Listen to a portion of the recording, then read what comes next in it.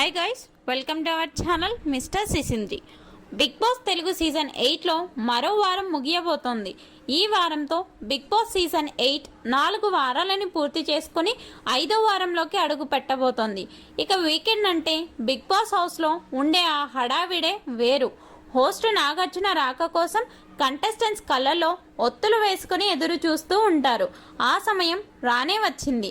Big boss stage మీదకి ఈరోజు అద్దిరిపోయి entry ఇచ్చిన హోస్ట్ నాగార్జున హౌస్లో ఉన్న విష్ణుప్రియతో మాట్లాడుతూ తీవ్ర స్థాయిలో రెచ్చిపోయారు. విష్ణుప్రియ, నీకు అసలు కొంచెం కూడా గేమ్ పై కానీ ఈ షోపై కానీ ఆసక్తి ఉన్నట్టు అనిపించడం లేదు.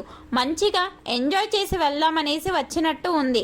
ఈ సీజన్ టైటిల్ కొట్టాలని కసితో బిగ్ బాస్ హౌస్లోకి నువ్వు రానట్టు అనిపిస్తుంది నీ ప్రవర్తన చూస్తుంటే.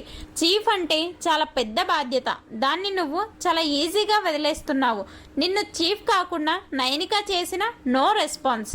ఆ తర్వాత టాస్క్ ఆడే సమయంలో కూడా చాలా కేర్లెస్గా ఉంటావు అంటూ ఫైర్ అయ్యి నువ్వు ఇంట్లో ఉండటం శుద్ధ దండగా అంటూ అనడంతో విష్ణుప్రియ మాట్లాడుతూ, లేదు సార్, నేను సీరియస్గానే ఉన్నాను, కానీ నేను బయట కూడా ఇలాగే ఉంటాను.